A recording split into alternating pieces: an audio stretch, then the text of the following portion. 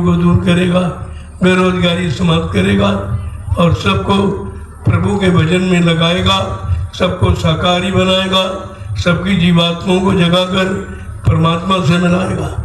ये काम प्रभु का है, ये काम किसी नाम ने ऐसा वादा नहीं किया।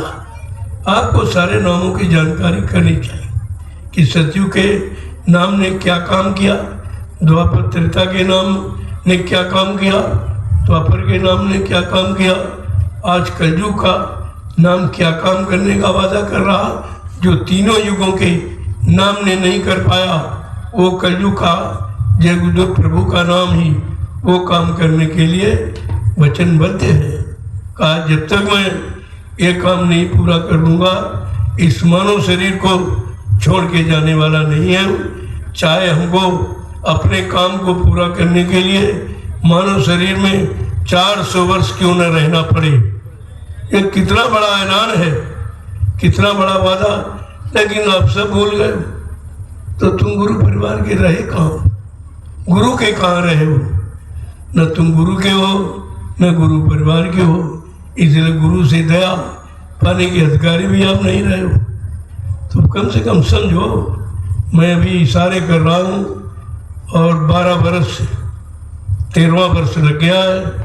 मैं 28 मई 2012 से ये प्रसारण कर रहा हूँ और अकेले ही पूरे में हिंदुस्तान में मैंने सत्य की आवाज़ लगा दी, संतों के वचनों को लोगों के कान तक पहुँचा दिया।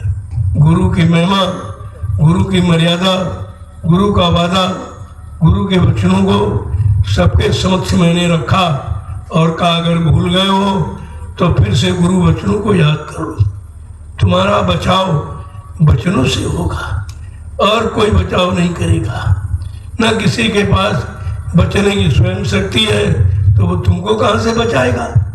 जब स्वयं नहीं बच रहा है, स्वयं फंस रहा है, तो तुम्हें कैसे बचाएगा, तुम्हें कैसे निकालेगा। इस बात को बराबर ध्यान में रखें। जय गुरुदेव, जय गुरुदेव, जय गुरुदेव, जय गुरुदेव। नाम किसका, जय गुरुदेव। नाम किसका, जय गुरुदेव। नाम किसका, प्रभु का प्यारा नाम। अब जरा खड़े हो जाओ आप लोग। ये तो कितनी देर लगाते हो, जितनी देर तुम्हें खड़े होने में है उतनी देर सतयुग आने में। अभी तुम खड़े नहीं हो पाए। जब खड़े नहीं हो पाए तो चलोगे कब, और चलोगे नहीं तो पहुंचोगे कब। अभी खड़ा होना नहीं समझ पाए। खड़े होने का मतलब शरीर से नहीं, आप कर्तव्यों से खड़े हो। एक अच्छे सच्चे समाज की स्थापना कीजिए। अब आप खड़े हो जाओ, देरी मत करो। अब समय ज्यादा नहीं है, तुम्हारे में देर है खड़े होने में, महापुरुषों की कोई देर नहीं। कितने पहले आपसे कहा था कि मैंने परिवर्तन का सारा मसाला बना के तैयार कर लिया है, जिस दिन तुमको उसके काबिल देखूंगा ये सौंप दूंगा आपको। अब आप सोचिए, ये कलयुग के परिवर्तन का सेहरा किसके सिर पे बांध दिया। कोई तो ऐसा भी नहीं है जो अपने आप में सुधरा हो, अपने आप में संभला हो, अपने आप में स्थिर हो, एक जगह खड़ा हो। ऐसा तो कोई दिखाई नहीं दिया। 45 करोड़ जीवों को एक रास्ते पर चलाया गया, खड़ा किया गया। कहा जरा देखें, मैंने जो सुनाया, बताया, समझाया है, ये इनके अंदर उतरा कि नहीं उतरा। एक छोटी सी लीला किया और सब बिखर गया। कोई इधर बग गया, कोई उधर बग गया, कोई उधर बग गया। गुरु के यहाँ कोई नहीं, गुरु दरबार में कोई नहीं, गुरु का कोई नहीं। तुमसे कहा गया था कि तुम गुरु के चेले हो कि चेलों के चेले हो। यहाँ तो सब चेलों के चेले बन गए, गुरु का चेला कोई नहीं रहा। कितनी बड़ी अज्ञानता है ये देखिए। अरे गुरु पार करेगा, कोई चेला पार कर देगा? ये आपको सोचना चाहिए। गुरु बिन भवनी तरह न कोई, जो विरंच शंकर सो। कितना साफ रामचित मानस कहती है, ये भवसागर बगैर समय के सदगुरु के कोई पार नहीं कर सकता। वो पार करेगा जिसके पास नाम की नौका है, नाम जहाज है, उस पर बैठा की बात। ये सब जानकारी आपको रखनी चाहिए। और आप सब भूल गए, और तुमको बताने समझाने चिताने जगाने में महापुरुष ने 60 वर्ष मथुरा में बिता दिए। 10 जुलाई 1952 से 2012, ये 60 वर्ष का समय आपको सिखाने पढ़ाने में, याद कराने में बिता दिया गया। लेकिन अंत में तुम्हारे पास कुछ भी नहीं निकला। एक भी गुरु का वचन अगर होता तो तुम शंका संदेह बोल बम से बच जाती। तो भी तुम्हारा मतलब क्या निकला? 60 वर्ष जीवन के ऐसे ही चले गए, और 12 वर्ष से मैं ये लगातार फिर आपको सुना रहा हूँ, तो 60, 12, 72 वर्ष हो गए। यानी एक जीवन निकल गया, और समझ में अभी भी कुछ नहीं आया। अभी आपकी समझ में आया कुछ नहीं है। तो अगर ऐसे ही बने रहे तो फिर मिलेगा क्या? फिर आप ज्यों के त्यों बने रहोगे। पीछे से अच्छे लोग आ रहे हैं, वो तुम्हें देखेंगे, कहेंगे तुम इतने पुराने हो, तुमने कुछ किया ही नहीं, तुमने गुरु के वचनों को विश्वास नहीं किया, अपने गुरु पर विश्वास नहीं किया, उनकी परिवर्तन की आवाज़ पर विश्वास ही नहीं किया तुम, तो आप उनको जवाब क्या देंगे? तब वो धक्का मार के आपको हटा देंगे, हटा पीछे, तुमने कुछ नहीं किया। इसलिए मैं बार बार आपसे कहता हूँ कि पीछे से अच्छे लोग आ रहे हैं, ऐसा कोई काम मत करो कि वो तुम्हें धक्का मार के हटा दे। लेकिन तुम्हारी समझ में अभी कुछ नहीं है, वही काम रोज करते हो। यहाँ रुकने में झगड़ा, खाने पीने में झगड़ा, सत्संग सुनने में, सब झगड़ा ही तो कर रहे हो।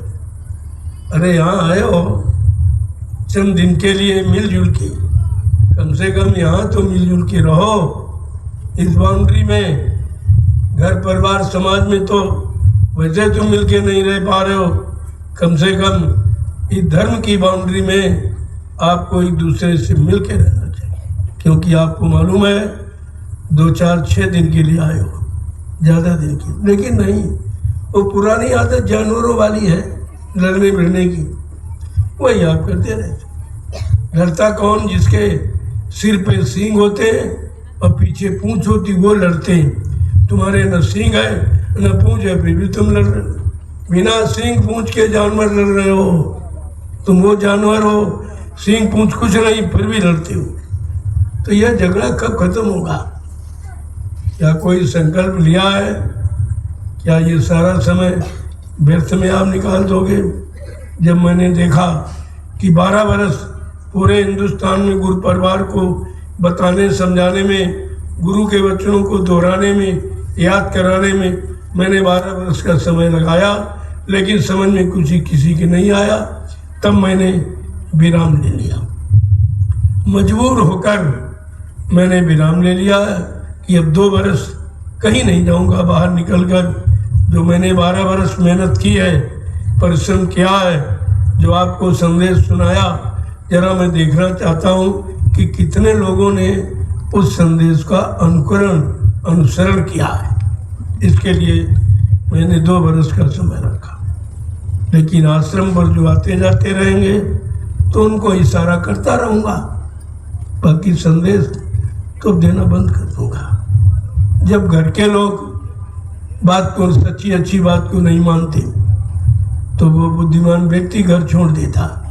विभीषण ने यही किया, अपने विद्वान ब्राह्मण भाई को बहुत समझाया कि अनीति है, ये पाप है, ये दुष्कर्म है, इसको छोड़ दो। लेकिन नहीं माना और उल्टे उसी को अपमानित करके घर से निकाल दिया। तो उसने घर बार छोड़ दिया था। छोड़ने का कारण ये होता।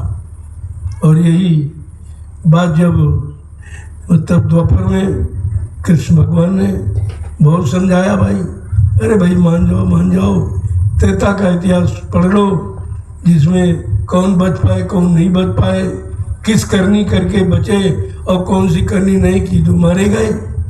लेकिन फिर भी समझ में नहीं आया। जब भगवान की बात नहीं माने तो तुम इंसान की बात क्या मानोगी? तो तुम्हारी समझ में बिल्कुल नहीं आएगा। तो उनको कृष्ण बेचारे मजबूर हो गए, लाचार हो गए, आपने मजबूर कर दिया उनको, एक भी अच्छी सच्ची बात उनकी नहीं मानी। तो उनको आखिरकार पछता करके एक 18 दिन की लीला, जिसे महाभारत कहते हो, उनको करनी पड़ी और सबकी अकल ठिकाने आ गई, सब विनाश हो गया। कि आप भी इसी तरह से अपना विनाश चाहते हो जो नहीं मान पा रहे हो?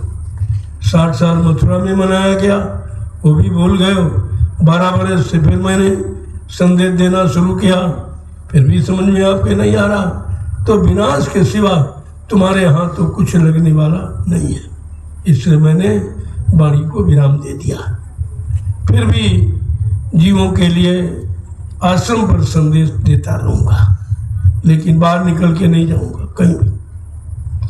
अब इस बात को समझिए आप, ये क्यों वाणी विराम क्यों दिया जा रहा, क्या कारण है? ये कारण तुम हो कि तुमने अच्छी सच्ची बात अभी तक नहीं मान पाए हो, ना तुम समझ पाए हो, इसलिए मजबूर होकर हमको वाणी विराम देना पड़ा। जय गुरुदेव, जय गुरुदेव, जय गुरुदेव, जय गुरुदेव। नाम किसका? प्रभु का। जय गुरुदेव। नाम किसका? प्रभु का। प्रभु का प्यारा नाम। जय गुरुदेव। जोर से बोलो, सब मिल बोलो, बोलना होगा, अभी से बोलो। दुख दर्द हरेंगे, सब कष्ट मिटेंगे, सुख शांति भी देंगे, सबके दाता, सबके मालिक। प्रेम से बोले, ये नाम नहीं इंसान का, ये काम नहीं इंसान का। अब इंसानों के बस का कोई काम नहीं रहा, चाहे राजनीतिक हो चाहे धार्मिक हो। राजनीति वालों ने राज्य में कोई व्यवस्था नहीं कायम कर पाए, कोई अपनी प्रजा को सुख शांति नहीं दे पाए, न्याय सुरक्षा रोजी रोटी नहीं दे पाए हैं, उनका भी काम कुछ नहीं हुआ। और धर्म नीति वालों ने कोई धर्म की बात, कोई सच्ची ईमानदारी पर लोगों को चला नहीं पाए, लोगों का खान पान नहीं शुद्ध करा पाए। किसी मंदिर मस्जिद गिरजाघर गुरुद्वारों से, तीर्थों से कोई आवाज नहीं निकली अभी तक कि तुम शाकाहारी हो जाओ। ये केवल मैंने कहा है, किसी ने नहीं कहा। उनको जैसे इसका अर्थ ही नहीं मालूम है। उनको ये भी नहीं मालूम कि आहार से विचारों का जन्म होता है। जैसा करो आहार वैसे बने विचार, जैसा खाओ अन्न वैसा बने तन मन, जैसा पीवो पानी वैसी वो भी वाणी। ये देश के लिए अटूट सिद्धांत शायद बेचारे ये भी नहीं जानते। इन धर्माचार्यों का क्या होगा, इनको कितनी बड़ी सजा मिलेगी। तो धर्म का बाना और धर्म का श्रृंगार किए घूम रहे हो और धर्म के बारे में कुछ जानते ही नहीं हो। न तुमने धर्म किया, न लोगों को धर्म करने की कोई शिक्षा आपने दी है। ये पाखंड, ये बनावट, दिखावट, सजावट, ये धर्म नहीं है। ये जड़, पत्थर, कागज, पानी, ये चंदन बंधन, छापा तिलक, जनेऊ, ये चंदन नहीं है, ये धर्म नहीं है, ये जड़ है। जड़ता को धर्म नहीं कहते। धर्म चेतन है, सनातन है। इसलिए धर्म की परिभाषा इनको नहीं मालूम है और कहते हैं जगत गुरु है। एक नहीं, चार चार जगत गुरु। और जगत की ये हालत है, देश की हालत है, समाज की हालत है, लोगों की हालत है। दुखों का यानी कोई पारावार नहीं रहा, बीमारियों का कोई पर्यावरण नहीं रहा। ये सब क्या है? क्या ये धर्म के अंतर्गत आता? धर्म के लिए भगवान राम को रावण से लड़ाई लड़नी पड़ी, धर्म के लिए भगवान कृष्ण को महाभारत करना पड़ा। प्रेमियों, धर्म कोई हंसी खेल मजाक का काम नहीं है, धर्म कोई भाषण स्पीच प्रवचन का काम नहीं है। धर्म धारित जो धारण किया जाए, ये किसको मालूम है? किसी को नहीं मालूम। इसलिए सब अपराधी हैं, सब सजा पाने के अधिकारी हैं, और समय पर कुदरत सबको सजा देगी। इनको तो माफी मिलेगी ही नहीं, क्योंकि तुमने धर्म का बाना पहना है, धर्म का श्रृंगार किया है। अब काम कुछ नहीं, तो कौन तुमको माफ करेगा? इसलिए अब आप लोग कल के सत्संग की तैयारी करो, जहाँ जगह मिल जाए। ये सब तपोभूमि है, तुम अच्छी बुरी अपने दिमाग मत लगाओ, जो मिल जाए वो ऋषि मुनियों की तपोभूमि पर ही आप हो, कहीं रुक जाओ। आपको अपने 6 दिन इसी में बिताने हैं। अगर कोई जगह नहीं है तो तपोभूमि तुम भी तपस्या करो। तपोभूमि के मतलब कुछ तो तपस्या करो, कुछ सर्दी गर्मी बरसात, कुछ मतलब यानी धूप है और कुछ रोटी नहीं मिली या देर से मिली, ये भी एक तपस्या है। अरे तपस्या करके इस तपोभूमि का लाभ प्राप्त कर लीजिए। अच्छा तुमने बहुत खाया, लेकिन कोई कर्म अच्छा नहीं किया। अच्छा खा के आपने बुरे कर्म, पाप कर्म और भोगों वाले कर्म ही किए हैं, कोई अच्छा सच्चा परमार्थिक कर्म आपने किया ही नहीं। अब जरा तपोभूमि पर आए हो, कुछ कर लो, कुछ सहन कर लो, कुछ बर्दाश्त कर लो, तो तुम्हारे तमाम पाप कर्म ऐसे ही कट जाएंगे। अरे कुछ करना तो सीखो। जय गुरुदेव। आप लोग जिस भूमि पर आए हो वो ऋषि मुनियों की हो, इसको पाक साफ रखना आपका पहला कर्तव्य है। प्रयोग करो लेकिन पाक साफ रखो। उसकी व्यवस्था बनाई गई है, लेकिन व्यवस्था पूछकर उसी दिशा में आप दिशा मैदान के लिए जाएंगे। महिलाओं की अलग, पुरुषों की अलग। जब आप इसको मानोगे तो यहाँ पर कोई गंदगी नहीं हो। और एक दिन सफाई अभियान को सारा हिंदुस्तान याद करेगा। ये किसी के दिमाग में नहीं है कि सफाई अभियान मुफ्त में कैसे चलाया जाए। मैंने मुफ्त में चलाने की क्रिया आपको सिखा दी है कि आप खुरपी लेकर आओ और सुबह पूछ लो, भाई किधर मैदान हमें जाना, तो जाओ एक गड्ढा खोद। वैसे मैंने गड्ढे खुदवा दिए, एक गड्ढा खोदो और रोज अपना जाओ, दिशा मैदान किया और पैर से मिट्टी खिसका दिया। तो ये धीरे धीरे जब यहाँ से जाओगे, गड्ढा अपने आप बंद हो जाएगा। कोई प्रदूषण नहीं होगा, कोई गंदगी नहीं होगा, कोई बीमारी नहीं फैलेगी। और सबसे महत्वपूर्ण कार्य, तुम अपनी जमीन को उर्वरक शक्ति प्रदान करके जाओगे। जिसमें 6 दिन दिशा मैदान जाओगे, वो भूमि में 4 वर्ष तक खाद डालने की जरूरत नहीं होती। ये कितना बड़ा सस्ता अभियान है सफाई का। न राजा समझ रहा, न प्रजा समझ रही, कोई नहीं बता, कोई नहीं समझ रहा। सब आगे चले जा रहे हैं, सब अंधकार में एकदम, मतलब स्वार्थ में, लोभ में, लालच में, गद्दी में, मान में, सम्मान में इतने अंधे हो गए, उन्हें अच्छा सच्चा महात्माओं का रास्ता समझ में नहीं आता और दिखाई भी नहीं देता। इसलिए आपकी व्यवस्था बनी है, व्यवस्था का दुरुपयोग करोगे सजा पाओगे आप। मैं तो व्यवस्था बनाने वाला हूँ, बिगाड़ने वाला नहीं। अगर आप अपनी व्यवस्था को बनाए रखो तो जब आओगे तब व्यवस्था बनी मिलेगी आपको। अगर आप बिगाड़ दोगे तो बिगड़ी व्यवस्था में परेशानी तुम्ही को होगी, तुम ही आओगे, दुनिया के लोग तो आते नहीं। तो अपनी व्यवस्था को कम से कम साफ सुथरा रखो। जो सफाई अभियान के प्रेमी हैं, उनका सबसे बड़ा परमार्थ है, जो अपनी सफाई करते हैं और तुम्हारी भी करते हैं। भगवान कृष्ण ने जब अश्वमेध यज्ञ किया था तो उन्होंने यही सेवा मांगी थी कि झाड़ू, पत्तल, जूठन उठाना, ये काम किया बनवारी ने। ये सेवा उन्होंने मांगी थी। ये सेवा सबसे महान है। कितने जन्मों के बुरे बुरे पाप कर्म जो आपने किए हैं, ये गंदगी उठाकर उनको हल्का कर लीजिए, उतार लीजिए। इससे बढ़िया और कोई युक्ति, कोई रास्ता नहीं है। मैंने ये सब रास्ते आपके लिए खोले हैं। आप चलोगे तो मंजिल पर पहुंच जाओगे, नहीं चलोगे तो वहीं खड़े रहोगे आप।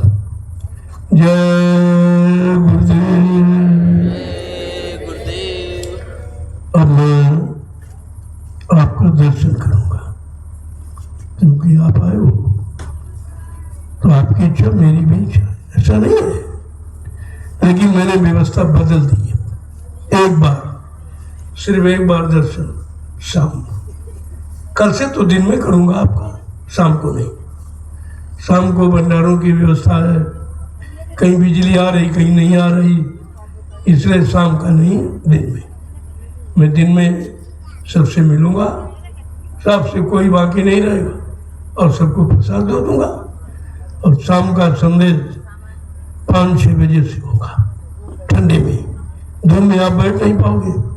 अभी तो मैं तुम्हारे अनुसार कर रहा हूँ, अगर मैं अपने अनुसार करूँ तो तुम भाग जाओगे, टिक नहीं सकते, 1 मिनट भी यहाँ नहीं टिक सकते। अभी तो मैं तुम्हारे अनुसार, तुमको सुविधा मिले, आराम मिले, उस अनुसार मैं काम कर रहा हूँ।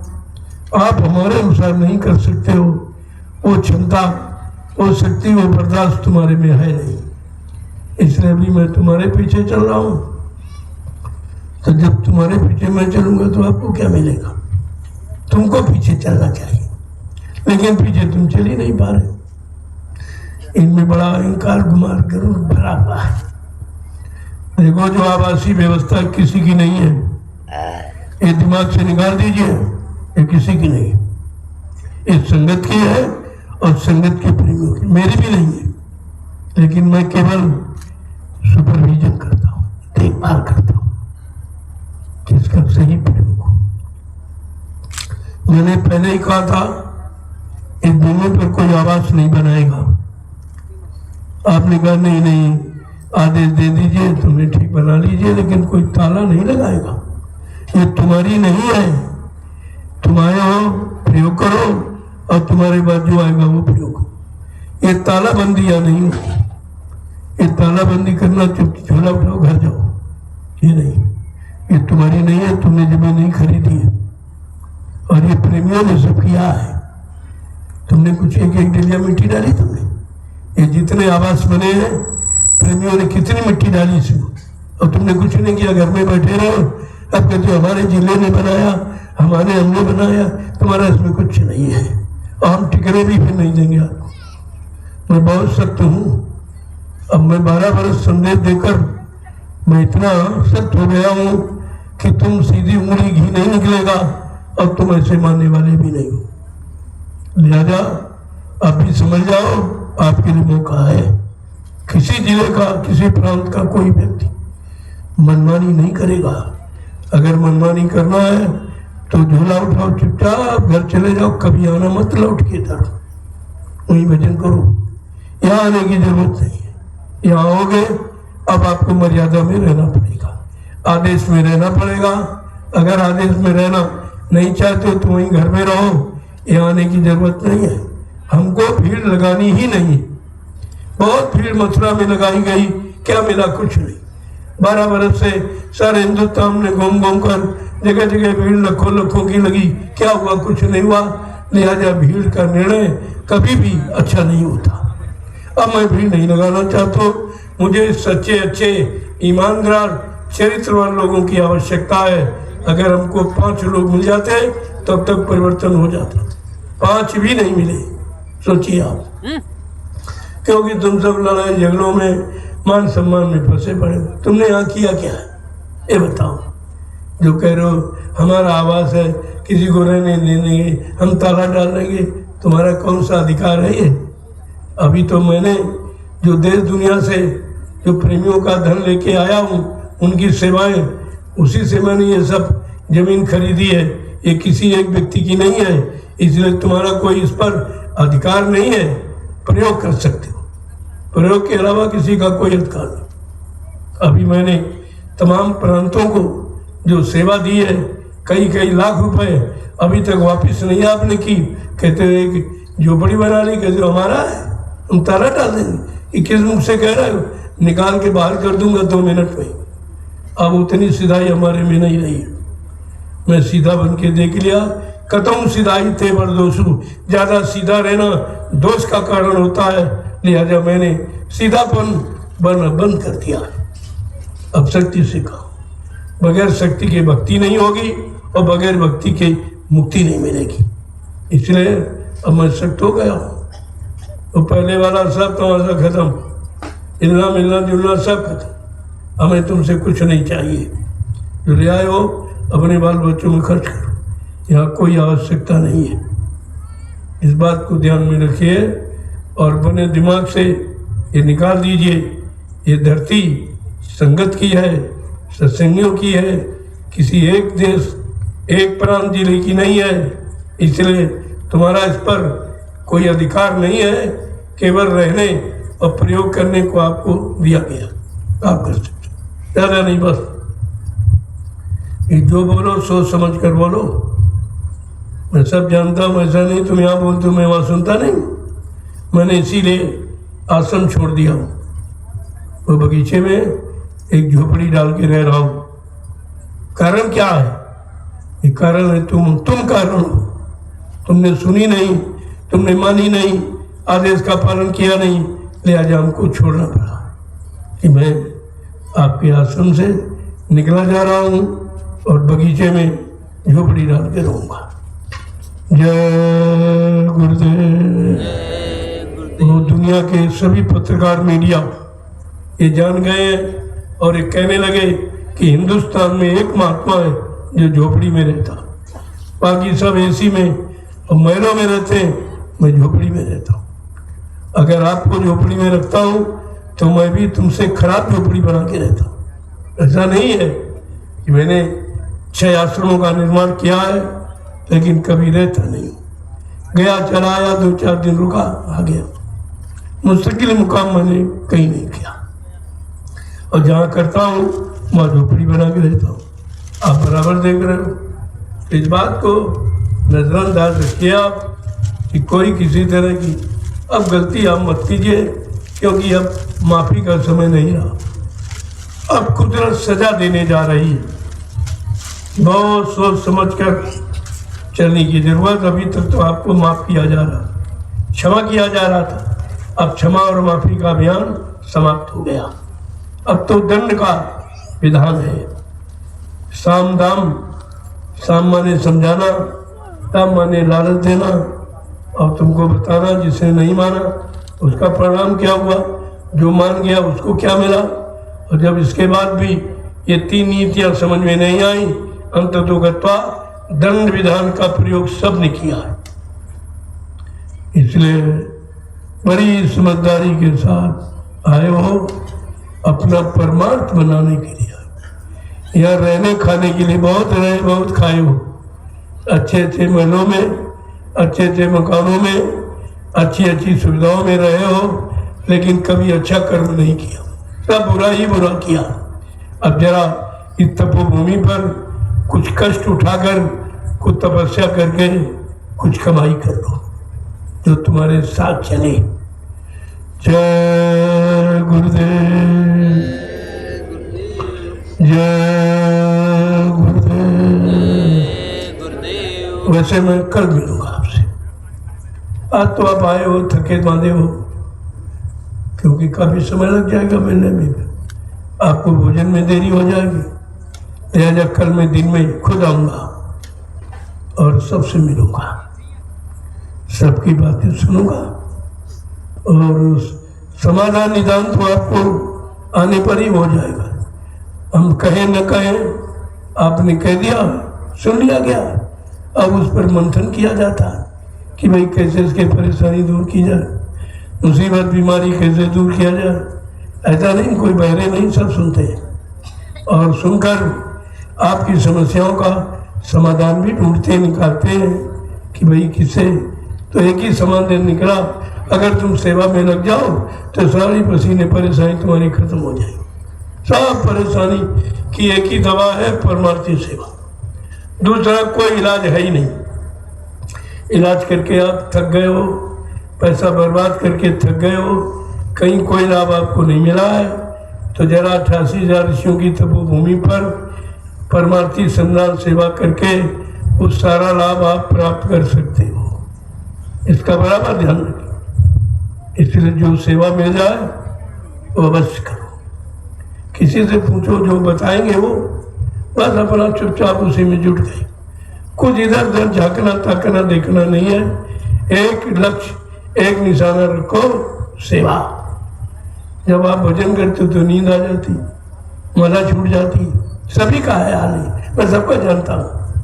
और जब सत्संग सुनते हो तभी आपको नींद आ जाती, लेकिन सेवा करोगे तो नींद नहीं आएगी। यहीं से अर्थ निकालो कि सेवा कितनी महान है। जहाँ काल की कोई चाल नहीं चल सकती, ये तंद्रा निद्रा उंगाई जमुआई ये काल की ही दिया, तो इनको देता है कि ये सो जाए, ये सुन न पाए, ये संतों की शरण में रुक न पाए, अपना परमार बना ना पाए, अपनी जीवात्मा का उद्धार करा ना पाए, नहीं तो मेरा देश खाली हो जाए।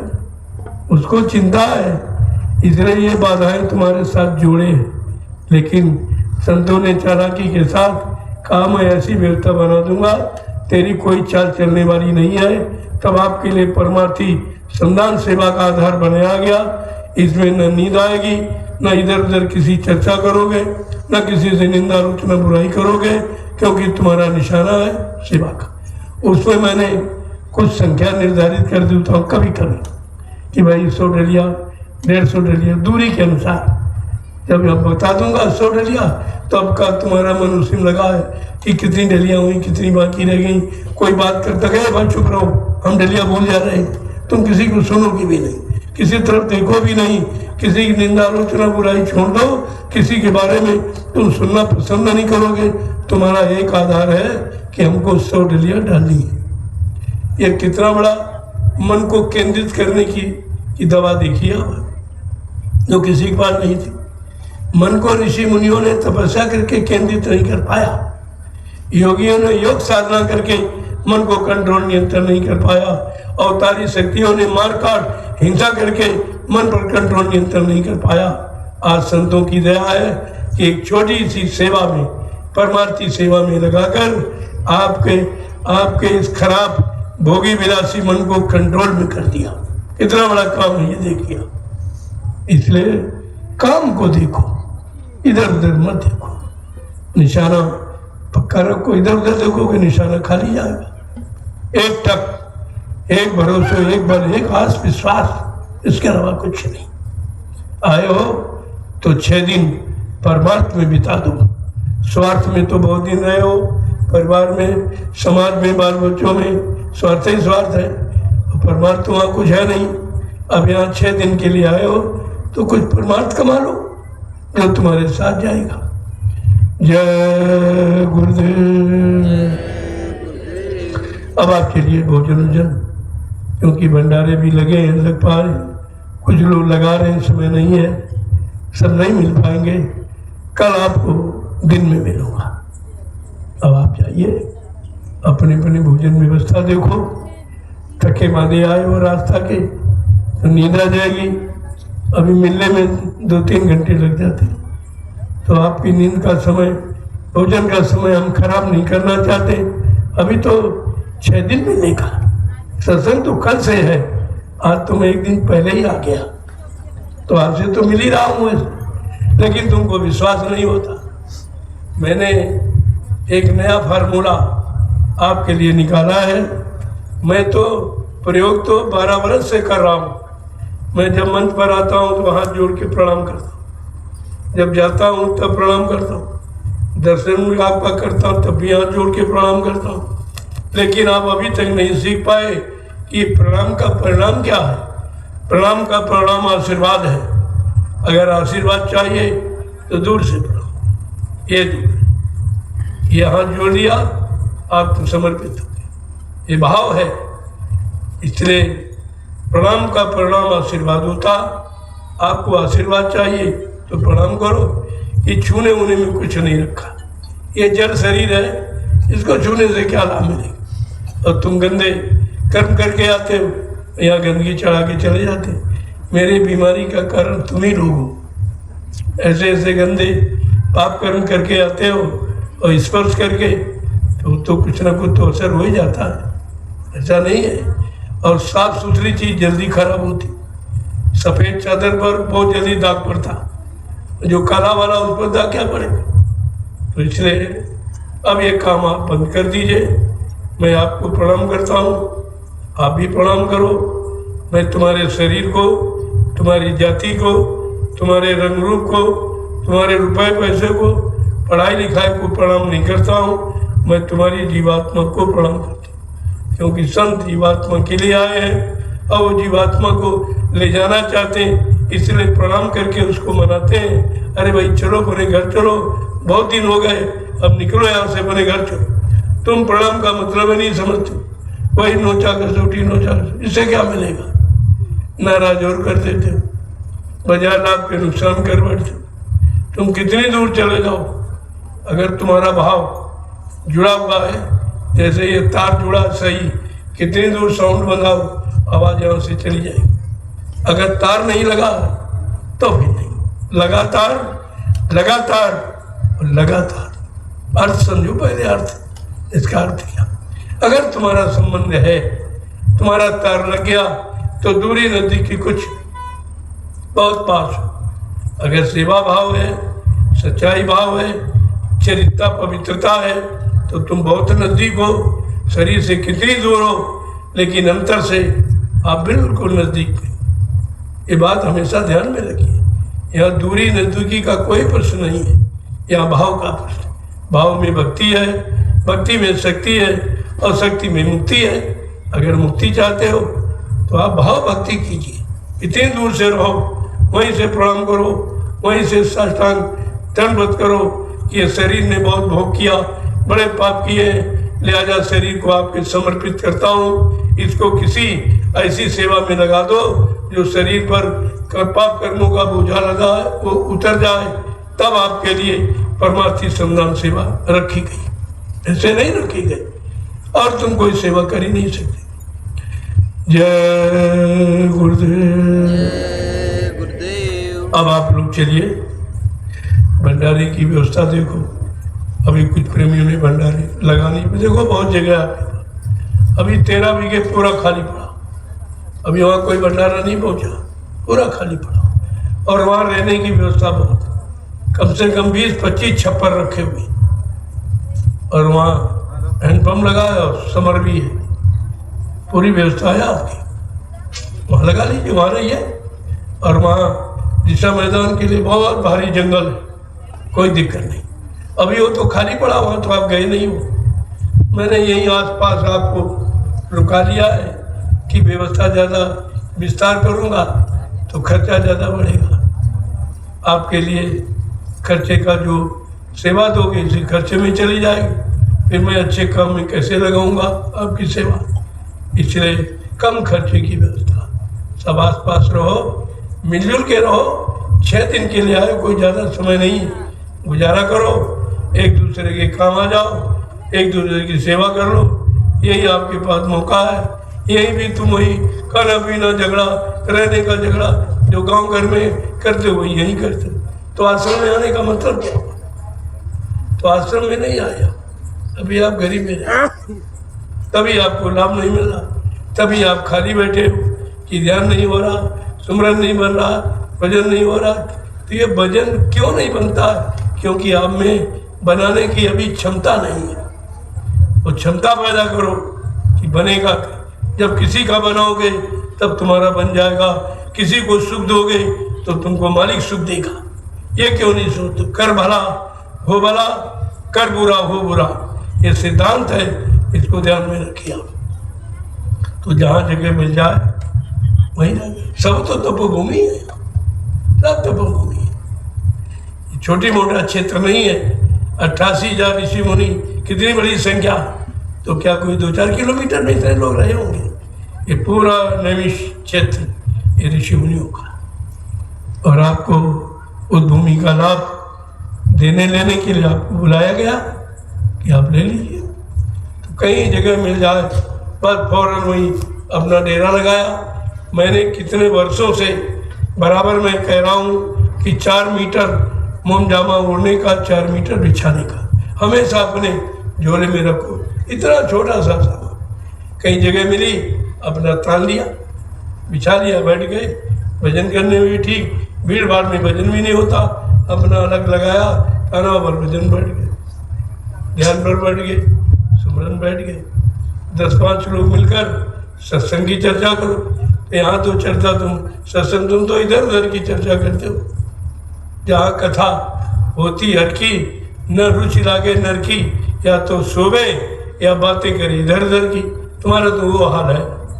जब बैठते हो तो हरी चर्चा, गुरु चर्चा, सत्संग चर्चा कभी नहीं करते। इधर उधर की बातें, इनकी बुराई उनकी बुराई, ये पहले से पाप कर्म का बोझा लादे बैठे हो। और जहाँ पर यानी उतारने की व्यवस्था है वहाँ पर भी तुम वही काम करते हो, तो तुम उतारोगे कब? क्या ऐसे लादे आए हो लादे चले जाओ, फिर कब पहुँचोगे घर? तो समझने की कोशिश करो। जय गुरुदेव। जय गुरुदेव। अब आप लोग चलो, मेरा स्वास्थ्य बहुत खराब, मैं बोलने के लायक नहीं। वैद्य ने मना किया कि आप बहुत कम बोलेंगे और आप बैठेंगे बहुत कम। पर साल ही गुरु पूर्णिमा का कार्यक्रम मैं 19 घंटे लगातार बैठा। ये नसें सब ब्लॉक हो गई, अब न चला जाता है न उठा जाता है। उसी से नसें ब्लॉक हो गई, ब्लड सर्कुलेशन कमज़ोर हो गया, तो ब्लड बढ़ गया, मतलब यानी बीपी बढ़ गया, शुगर बढ़ गया। ये इसी का कारण है। आगे हमारी कोई बीमारी नहीं थी, बीमारी तो इसीलिए मैंने शरीर का दुरुपयोग किया। इतना समय 19 घंटे, अगर आपको यहाँ सत्संग में 1 घंटे बैठते हो कितनी बार बदलते बैठे। मैं 19 घंटे लगातार एक ही आसन पर बैठा, ये सब जाम हो गया पूरा शरीर। अब ये काम करने से इनकार कर रहा है। मैं ज़बरदस्ती आपकी सेवा कर रहा हूँ, क्योंकि मैंने कार्यक्रम का आह्वान किया हूँ, गुरु पूजा पावन पर आपको बुलाया हूँ, तो उतनी सेवा ले लो जिससे ये शरीर तुम्हारा काम हमेशा करता रहे। ज़्यादा करोगे तो काम करना बंद कर देगा। इसलिए थोड़ा दवा का समय हो गया है, इसलिए मैं आपसे क्षमा चाहूँगा कि कल मैं दिन में शाम का दवा का समय होता, इसलिए शाम को नहीं दिन में। और शाम को अपनी भोजन व्यवस्था बनाओ। अब आराम, मैंने 6 जिलों को ये आदेश नहीं, उन पर दया की है कि अब भी तुम लोग अपनी व्यवस्था में आओ, यहाँ पर भोजन बनाओ, अपना खाओ, और प्रेमी आ जाए उनको खिलाओ। तुमने भंडारे में भोजन किया है, अपने भंडारों में आज तक तुमने भोजन किसी को कराया नहीं, ये अपराध है आपका। और ये दूर दराज से बेचारे आते, उनके लिए व्यवस्था भंडारे बन गए। लेकिन जो 6 जिलों के लोग हैं, सीतापुर है, लखीमपुर है, बरेली है, पीलीभीत है, शाहजहाँपुर, हरदोई, इन 6 जिलों को आदेश कि अपनी व्यवस्था से आओ, अपना तानों अलग भजन के लिए, अपना भोजन अलग। जब तुम अपने हाथ से बनाओगे, उस भोजन का भजन पर बहुत अच्छा असर पड़ेगा। भंडारों में पता नहीं किस भाव से किसने अन्न दिया है, किस भाव से वो बना रहा है, कैसी गंदगी में, कैसे विचारों में तैयार कर रहा है। लिहाजा आपके भजन बनने का प्रश्न ही नहीं। तब मैंने कहा कि भोजन की व्यवस्था अपनी खुद करो, अपने बर्तन में खाओ।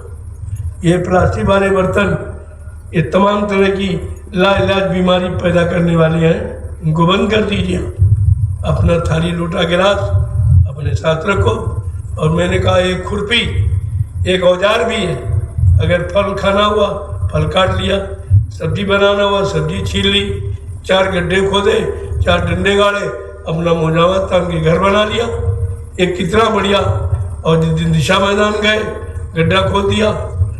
ये सब आपकी सुविधा के लिए, आपको स्वयं स्वावलंबी बनाने के लिए मैंने ये व्यवस्था आपकी बनाई थी। लेकिन कुछ दिन चले आप भूल गए हो। जब भूल जाओगे तो भ्रमित हो जाओगे, भटक जाओगे। अटक जाओगे फिर आपका कोई काम होगा नहीं। इस बात को बराबर ध्यान में रखिए। मैं कितने वर्षों से बराबर आपसे कह रहा हूँ कि 4 मीटर मोमजामा ओढ़ने का, 4 मीटर बिछाने का अपने झोले में रखो। थोड़ी सी पन्नी जरा सी होगी और अपना थाली लोटा गिलास रखो, शुद्ध पात्र में और शुद्ध भोजन, और जैसा भोजन वैसे भजन। भोजन का भजन पर बहुत असर पड़ता है।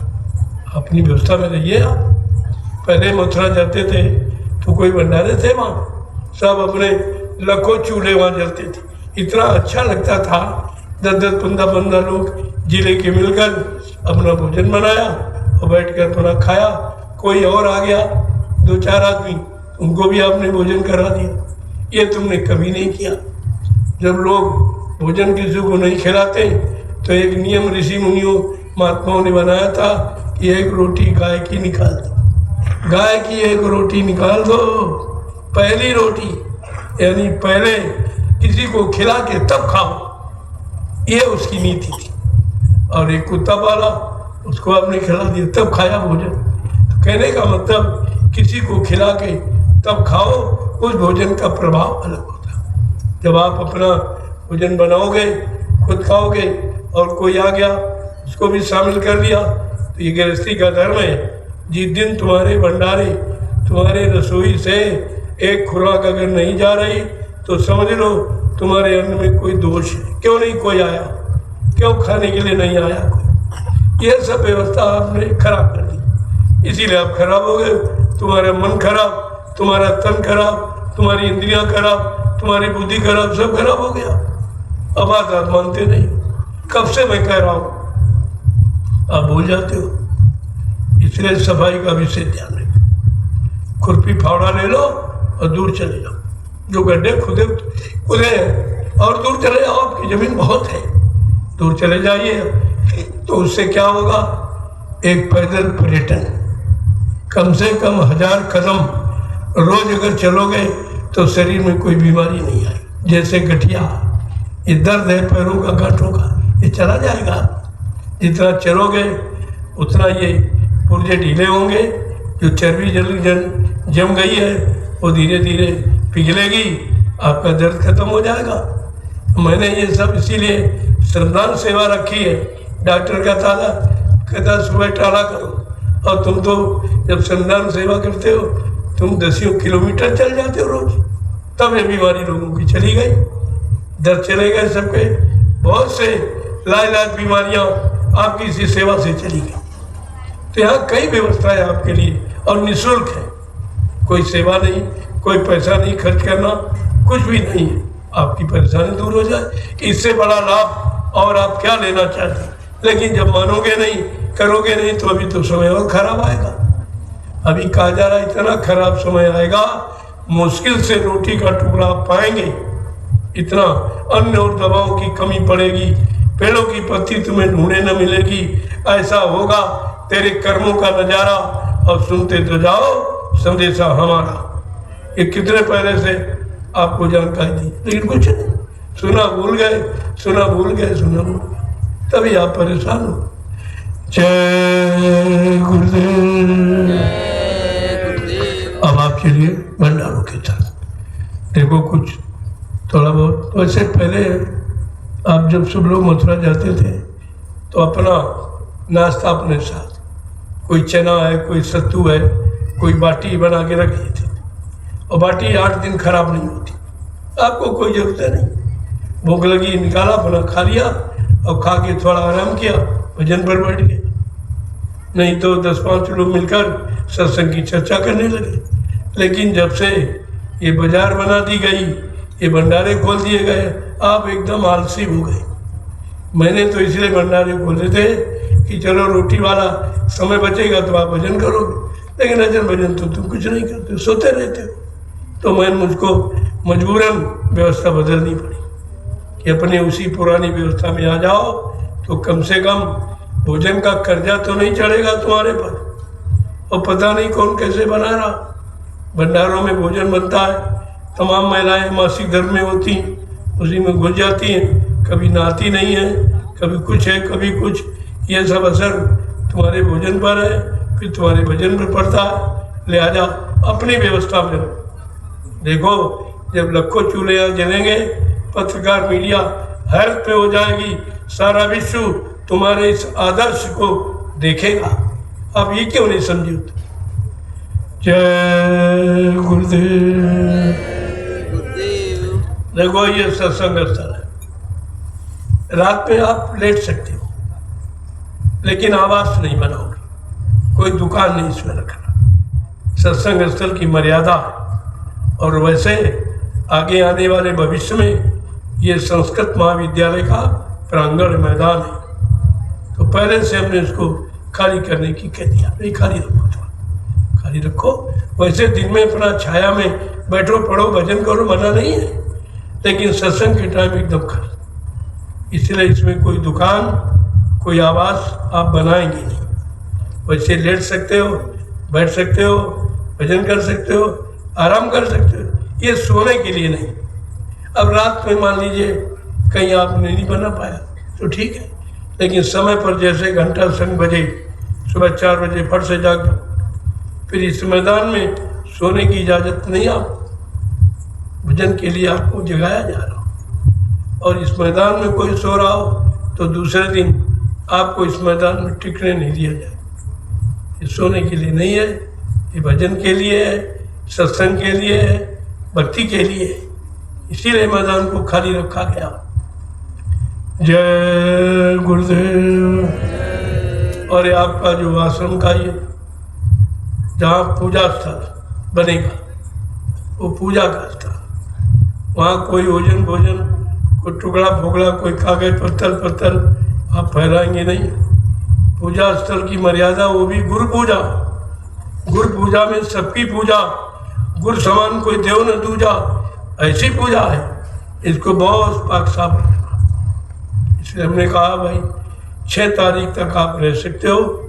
जैसे सत्संग प्रारंभ होगा इस मैदान को आप खाली कर दीजिए, क्योंकि भीड़ भारी है, उसमें भी आप बैठ जाएंगे, इसमें बैठ जाएंगे। ऐसे धीरे धीरे देखो, ये बंदा जो बिगाड़ा गया है, इस बंदे को छोड़कर उस तरफ अपनी जमीन पड़ी हुई है, कितने भंडारे लग जाएंगे, आप क्यों नहीं लगा देते? तुम आगे घेरते हो, पीछे छोड़ देते, उल्टा काम करते। पीछे से घेर के आओ और आगे छोड़ के रखो, तो खाना खिलाने में या भीड़ ज़्यादा हो गई तो बैठ कर लोग सत्संग भी सुन लेंगे, लेकिन कोई अच्छा काम तो तुम्हारे दिमाग में आता ही नहीं। व्यवस्था खराब करने के सिवा बनाने का प्रयास नहीं किया। अब 2-4 लोग बेचारे कहाँ तक तुम्हें समझाएंगे? उन्होंने तुम्हारे व्यवस्था बनाई, ऐसा नहीं है, सब व्यवस्थाएं बनी हुई हैं। उसी के अनुसार बाजार के लिए मैं अपनी जगह मैंने घेर रखी कि हमारी जगह वहाँ रखाइए आप, ताकि कोई उंगली न उठाए आप कि बाबा जी के सत्संग में आए हो, हमारी ज़मीन में तुम दुकान लगाते हो। मैं ये सुनना नहीं चाहती, इसलिए मैंने बाजार व्यवस्था अलग उसी में रखा। ये सड़कों किनारे नहीं, कल से पुलिस प्रशासन आ जाएगा, उठा के फेंक देगा तुम्हारे सामान, फिर आप कहोगे अरे बाबा जी ने तो हमारा मैंने सामान फेंकवा दिया। मैं तो पहले से कह रहा हूँ, सड़क इतनी सक्रिय है, अगर 2 बसें एक इधर उधर से आ गई तो निकलना बड़ी मुश्किल से निकल पाई। आपने वो दुकान लगा रखा, कम से कम व्यवस्था हमने एक दे रखी है, अपनी जगह छोड़ रखी है, कोई बुआई जुताई नहीं की, केवल बाजार के लिए आप उसका प्रयोग करिए, और भंडारों के लिए भी तमाम व्यवस्था बनी है। अब इतनी ज़मीन आपके पास है तो किसी की ज़मीन में जाने की जरूरत नहीं।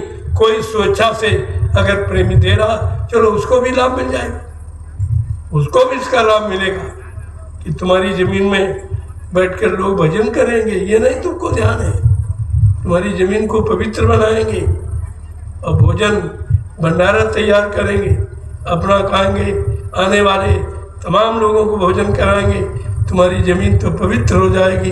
ये भी तुम्हारे दिमाग में नहीं है, अरे कोई ज़मीन उठा के ले जाएगा, 4-5 दिन की बात है, लेकिन नहीं, श्रद्धा है ही नहीं। जब श्रद्धा है नहीं तो सेवा नहीं है, जब सेवा नहीं है तो बुद्धि नहीं है, जब बुद्धि अच्छी नहीं तो कर्म अच्छे नहीं, तो कर्म अच्छा नहीं तो फल अच्छा नहीं मिलेगा आपको। जिन प्रेमियों ने अपनी जगह दी है, कितने भाग्यशाली हैं कि घर बैठे अपना काम बना रहे। वो जानते हैं कि 4-5 दिन रहेंगे, कम से कम 4-5 दिन ही हमारी ज़मीन पर परमात्मा का भजन तो करेंगे, सेवा तो करेंगे, भोजन भंडारा चलाएंगे, तमाम लाखों लोगों को भोजन कराएंगे, तो हमको भी उसका लाभ मिल जाएगा। क्यों ये सब काम तुम्हारी ज़मीन पर हो रहा? लेकिन ये भी बुद्धि नहीं दिखी कि जो लाभ मुफ्त का है वो भी ले लो आप, वो भी नहीं ले पा रहे। तो ये सब क्या है? ये खान पान की कमी, अशुद्धता। जय गुरुदेव। गुरुदेव। अब आप लोग चलिए अपनी व्यवस्था देखो, और जिन लोगों के पास नहीं है तो यहाँ सो सकते हो रात में, लेकिन सुबह भजन करेंगे जरूर। अगर भजन नहीं करना तो स्थान पर नहीं आप सो, आप सुबह भजन करो, सत्संग सुनो। इसी के लिए तो ये प्रांगण रखा गया मैदान। अब इसमें अगर तुम कोई आवाज़ बनाओगे कितना भद्दा लगेगा, इसीलिए मैंने सत्संग से तो दुकानें पीछे कर दी कि आप लोग पीछे ले जाओ, बहुत जगह पड़ी, ये थोड़ा बड़ा कर दो क्योंकि आगे भीड़ आ रही है, तो आपको उसमें सहयोग करना चाहिए। तुम सहयोग करते नहीं हो और गुस्सा करते हो कि हमको हटाया भगाया जा रहा। यहाँ हटाया भगाया नहीं जाता, यहाँ बसाया जा रहा कि पीछे थोड़ा हट जाओ, ये जगह खाली कर दो। जो दूर दराज से लोग आ रहे हैं वो बैठकर मतलब यानी सत्संग सुनेंगे, भजन करेंगे, उनको लाभ मिल जाएगा। ऐसा तो नहीं आपको भगाया जाता, लेकिन बात नहीं समझते हो, जिद हट पकड़ के रहते हो, तो फिर कोई ना कोई व्यवस्था बनानी पड़ती। मैंने पहले ही कह दिया ये ज़मीन मैंने खरीद ली, अब यहाँ किसी का कुछ नहीं। ये धर्मस्थल गोसाई बाबा का, ये भी मेरे अंडर में। उन्होंने कहा कि चलो पैसा तो हमने ले लिया है, लेकिन ये मतलब इसको सुरक्षित रखना, हमने कहा है मेरा काम। अब तुम कह रहे हो हम दुकान बनाएंगे, भाई कैसे बनाओगे? जब हमको सुरक्षा का अधिकार दिया गया तो मैं उसको सुरक्षित रखूँगा, पाक साफ रखूँगा, उसमें लोग भजन करें बैठकर और सत्संग करें, इसके लिए है वो, ना कि तुम्हारे ये झूठी कमाई के लिए। झूठ बोलकर और लोगों को ठग कर बेईमानी करके इस धर्मस्थल को पवित्र करोगे, अपवित्र करोगे, ये भी तुम्हारी बुद्धि में नहीं आया। इसलिए बात को समझो पहले। अब आप लोग चलो अपनी बनी व्यवस्था देखो, कल मैं दिन में आपसे मिलूंगा, सबसे मिलूंगा, कोई बाकी नहीं रहेगा, सबसे मिलूंगा, सबको प्रसाद दूंगा, मतलब यानी, और तुमको प्रणाम करूंगा, तुम्हारा दर्शन करूंगा, और क्या चाहिए आपको। जय गुरुदेव।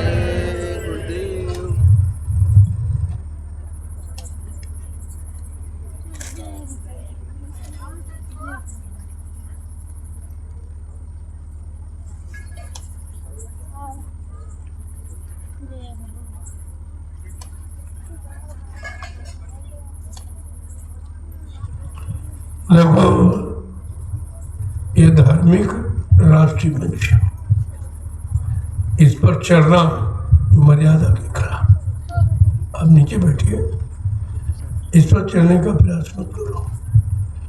ये सतगुरु मंच है, सतगुरु आशीन, इसलिए तुम्हारा इस पर चलना शोभा नहीं देता। जैसे रथ है उस पर भी कोई चढ़ेगा, ये मर्यादा नहीं तुम्हारी है। अभी उससे लायक बन जाओ तब कुछ करो। जितना दूर रहोगे सुरक्षित रहोगे, गलतियां होगी माफ़ी हो जाएगी, नज़दीक रहकर कोई माफ़ी मिलने वाली नहीं है। इसलिए आप सोच समझ करो, बहुत सचेत रहो।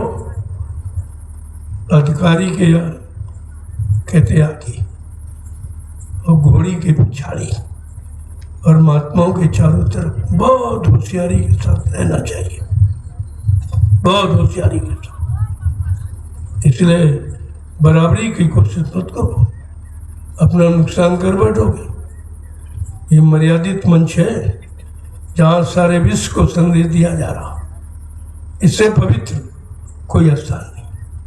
मैं भी आता हूँ प्रणाम करके ही चढ़ता हूँ, ऐसे नहीं प्रणाम करके चढ़ता हूँ। या आपने आदेश दिया है संदेश प्रसारण का, लेकिन मंच आपका है।